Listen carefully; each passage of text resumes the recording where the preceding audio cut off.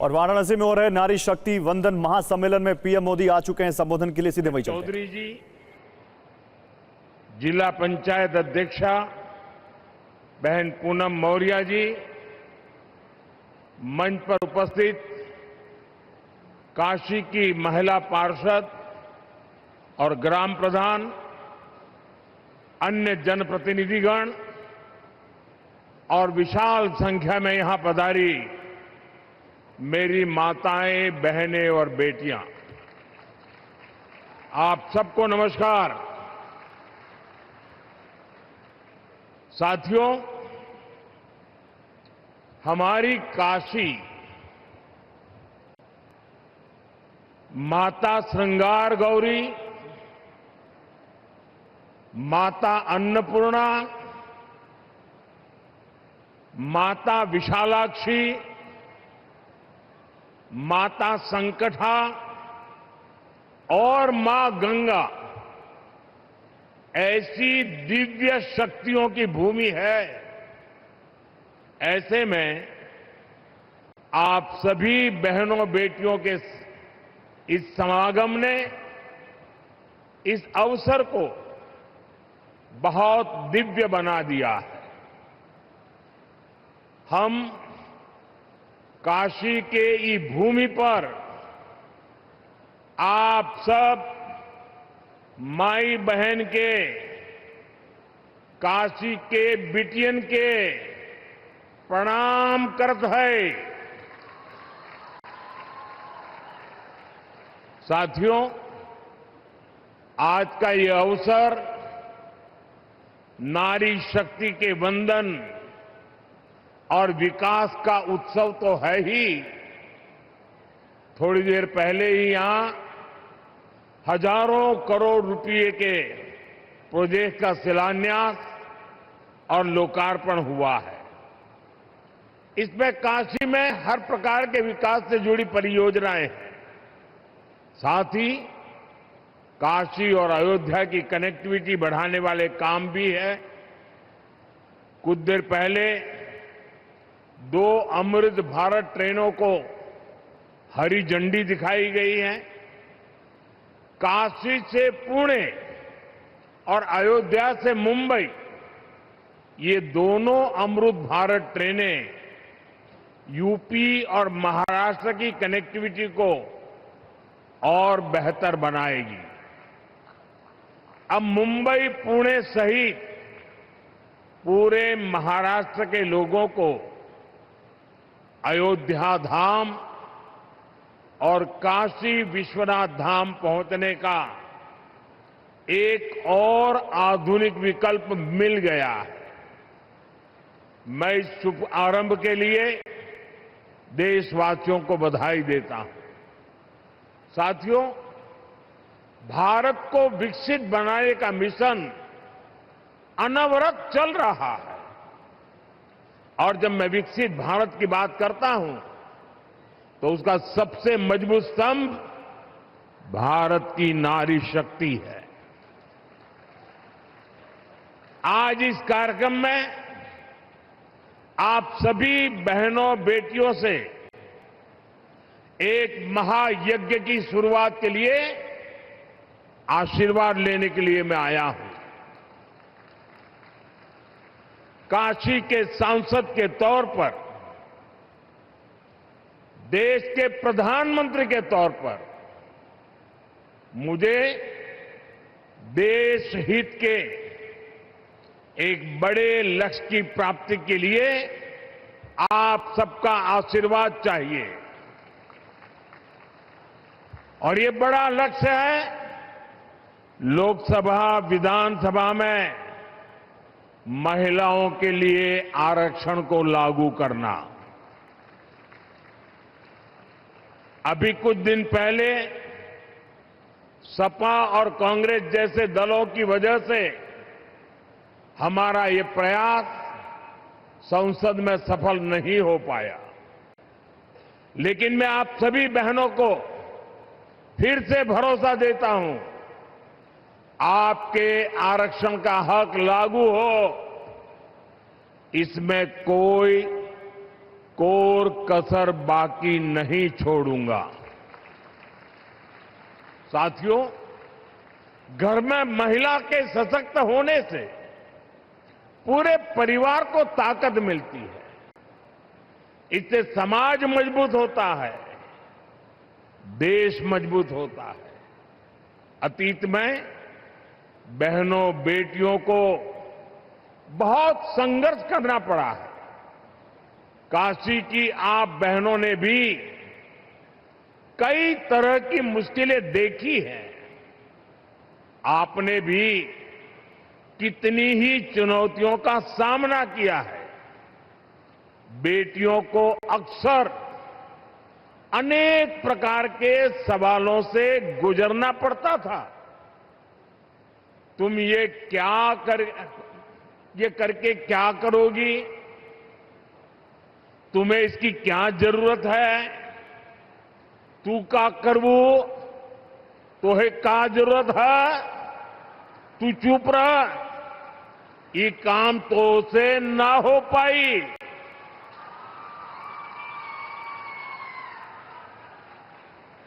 और कई बार तो सवाल भी नहीं पूछे जाते थे, सीधे फरमान सुनाया जाता था, ये तुम्हारे बस का काम नहीं है।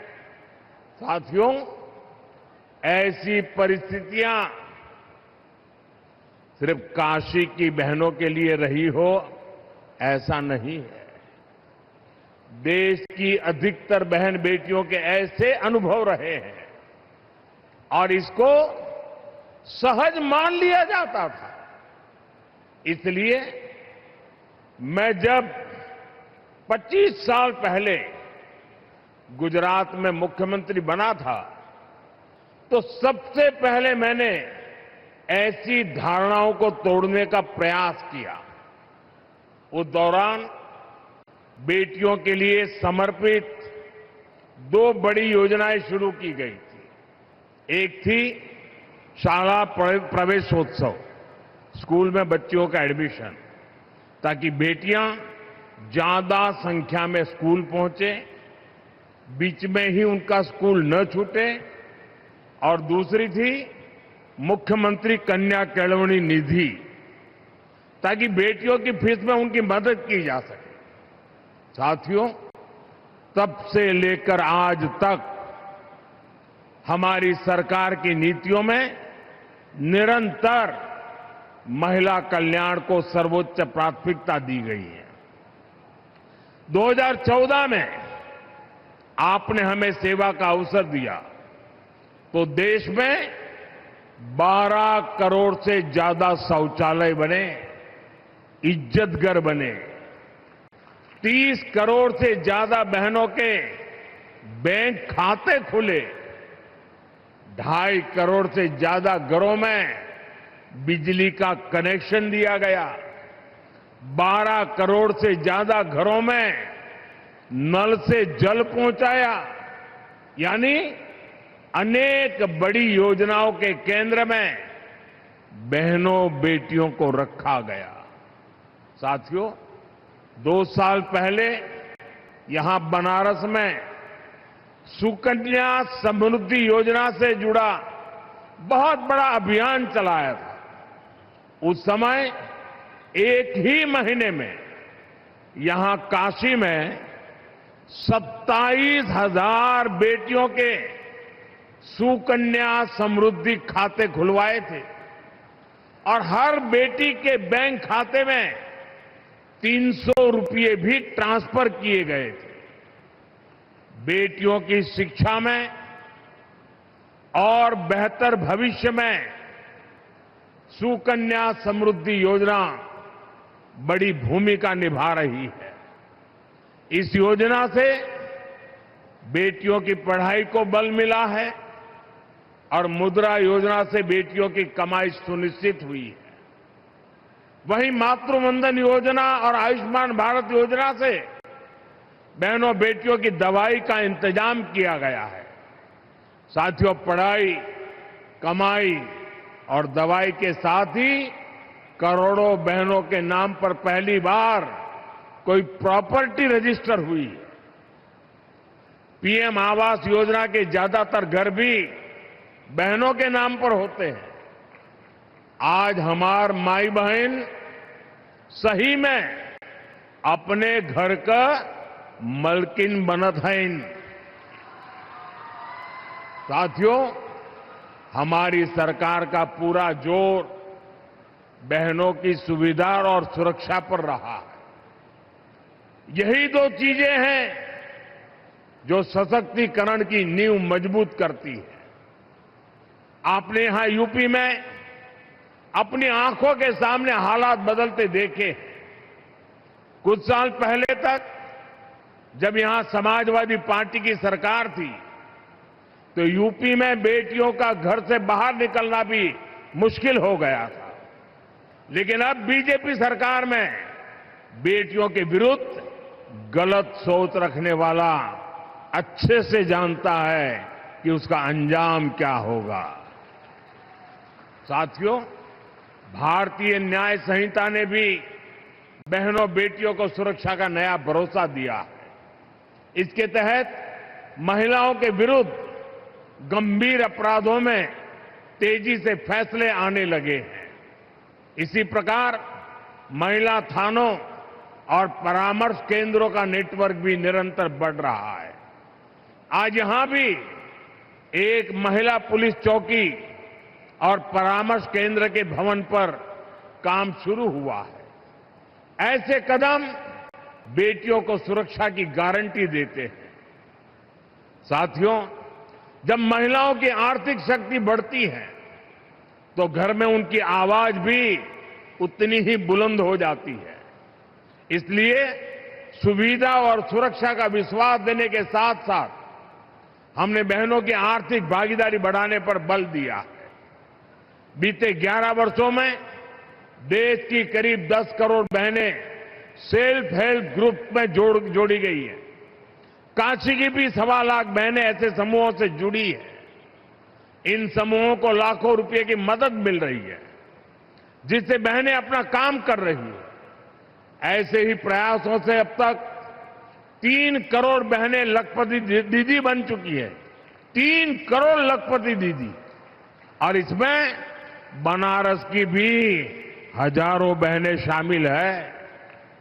साथियों, लखपति दीदी अभियान को गति देने में हमारे डेयरी सेक्टर की भी बड़ी भूमिका है। यहां बनास डेयरी से जुड़ी लाखों बहनें बहुत ही शानदार काम कर रही है। आज इन बहनों को बोनस के रूप में 106 करोड़ रुपए सीधे मिले हैं। मैं इन सभी बहनों को बहुत बहुत बधाई देता हूं। मैं काशी में डेयरी सेक्टर से जुड़ी महिलाओं से कहूंगा, अभी तक शुरुआत भइल हो। बनारस बड़ी, बनारस डेयरी बड़ी और ई बोनस भी बढ़त जाए। साथियों, बीजेपी एनडीए सरकार बहनों को आत्मनिर्भर भी बना रही है और विकसित भारत बनाने के लिए चल रहे अभियान का नेतृत्व भी दे रही है। डिजिटल पेमेंट्स को आगे बढ़ाने में हजारों बैंक सखियों की बड़ी भूमिका है। बीमा और इंश्योरेंस से जुड़े काम को बीमा सखियों का नेतृत्व मिल रहा है। प्राकृतिक खेती के काम को आगे बढ़ाने में कृषि सखियों की बड़ी भूमिका निभा रही है और खेती में जो ड्रोन क्रांति आ रही है उसका नेतृत्व भी हमारी नमो ड्रोन दीदियां ही कर रही है। बीते दशक में बेटियों के लिए थल सेना, नौसेना और वायुसेना में नए अवसर मिले हैं। पहली बार सैनिक स्कूलों और डिफेंस एकेडमी के दरवाजे भी बेटियों के लिए खोले गए हैं। यानी बीजेपी एनडीए सरकार का मतलब ही है नारी का सशक्तिकरण, नारी का उत्थान, नारी का जीवन आसान। साथियों, आज हर क्षेत्र में, हर मोर्चे पर भारत की बेटियां इतना शानदार काम कर रही हैं तो स्वाभाविक है नीति निर्माण, राष्ट्र के भविष्य से जुड़े फैसलों में भी बहनों बेटियों की भूमिका और बढ़नी ही चाहिए। देश को आज इसकी बहुत जरूरत है। इसके लिए भी ईमानदारी से काम किया जा रहा है। देश की नई संसद बनाने के पीछे भी बहनों की भागीदारी का विचार एक बड़ा कारण था। नई संसद बनी तो पहला काम हमने महिलाओं को 33% आरक्षण देने का ही किया। 40 साल से बहनों का ये अधिकार अटका और लटका हुआ था। इसलिए हमने साल 2023 में संसद में नारी शक्ति वंदन अधिनियम पारित करवाया। साथियों, कानून बनने के बाद उसे लागू किया जाना जरूरी होता है। अब ये जरूरी है ये कानून जल्द से जल्द लागू हो। इसलिए पिछले दिनों संसद में इसको लेकर चर्चा रखी गई थी। संविधान में संशोधन के लिए हम कानून लाए थे। ये संशोधन ऐसा था जिसके बाद ज्यादा संख्या में बहनें विधानसभा और संसद में पहुंच पाती। लेकिन साथियों, कांग्रेस, समाजवादी पार्टी, टीएमसी और डीएमके जैसी पार्टियों ने एक बार फिर देश की महिलाओं को धोखा दिया। ऐसे दलों ने 40 साल से महिला आरक्षण पर ब्रेक लगाया हुआ था। अब समाजवादी पार्टी ने फिर से इसे लाल झंडी दिखा दी है। साथियों, असली बात यह है कि ये सारे परिवारवादी और तुष्टीकरण में डूबे दल नारी शक्ति से डरे हुए हैं। आप सभी से डरे हुए हैं। ये परिवारवादी दल देश की उन बेटियों को विधानसभा और संसद नहीं आने देना चाहते। जो कॉलेज कैंपस से लेकर पंचायतों, स्थानीय निकायों तक हर जगह अपने दम पर नेतृत्व दे रही है, ये जानते हैं कि अगर धरातल पर काम करने वाली बेटियां ऊपर आ गई तो इनका नियंत्रण खत्म हो जाएगा, इनकी सत्ता पर सवाल खड़े हो जाएंगे। इसलिए ही जो परिवारवादी दल है ये संसद में हुए विरोध में सबसे आगे रहे हैं। साथियों, मुझे संतोष है कि देश की बहनें बेटियां इनकी इस कुटिल मंशा को पहचान गई है। आप देख रहे हैं असम, केरलम, पुडुचेरी, बंगाल और तमिलनाडु में बहनों ने रिकॉर्ड मतदान किया है। महिला आरक्षण विरोधी दलों को अंदाजा नहीं है कि बहनों का ये वोट महिला विरोधी इन दलों को सजा देने के लिए हुआ है। साथियों, बीजेपी एनडीए सरकार का एक ही मंत्र है, नागरिक देवो भव। देश के नागरिकों की पढ़ाई, कमाई, दवाई, सिंचाई और सुनवाई ये हमारी प्राथमिकता है। इसी भाव के साथ आज यहां काशी के विकास को भी विस्तार दिया गया है। गंगा जी पर सिग्नेचर ब्रिज बनने से पूर्वांचल की कनेक्टिविटी और सशक्त होगी। साथियों, बीते एक दशक में काशी उत्तर और पूर्वी भारत का एक बड़ा आरोग्य हब बनकर उभरा है। 500 बेड का मल्टी सुपर स्पेशलिटी अस्पताल काशी के हेल्थ केयर इकोसिस्टम को और मजबूत करेगा। इसके अलावा 100 बेड के क्रिटिकल केयर ब्लॉक का भी शिलान्यास किया गया। इससे गंभीर बीमारियों के इलाज के लिए एक बहुत बड़ी सुविधा काशी में जुड़ेगी। साथियों, गंगा जी की साफ सफाई हो, घाटों के विकास से जुड़ा काम हो या शासन प्रशासन से जुड़े भवनों का निर्माण हो, हर हुआ और भवानीपुर में किसानों के लिए भंडारण सुविधाएं हो, वृद्धाश्रम हो, महिला छात्रावास हो, ये सब काशी के संवेदनशील विकास का ही प्रमाण है। इन कार्यों से बनारस के लोगों को ही सबसे ज्यादा फायदा हो रहा है। साथियों, काशी की विरासत, यहां की धरोहर को सशक्त करने का अभियान भी निरंतर चल रहा है। संत कबीर स्थली का विकास और नगवा स्थित संत रविदास पार्क का जीर्णोद्धार, ये हमारे इसी अभियान का हिस्सा है। साथियों, हमारी काशी अविनाशी है, ये अनवरत चलने वाला शहर है। इसी तरह विकास का अभियान भी निरंतर गतिमान है। मैं नारी शक्ति का वंदन करते हुए एक बार फिर हमें आशीर्वाद देने के लिए मैं आपका आभार व्यक्त करता हूं और विकास कार्यों के लिए शुभकामनाएं देता हूं। मेरे साथ बोलिए, भारत माता की, भारत माता की, भारत माता की। वंदे वंदे वंदे। हर हर महादेव।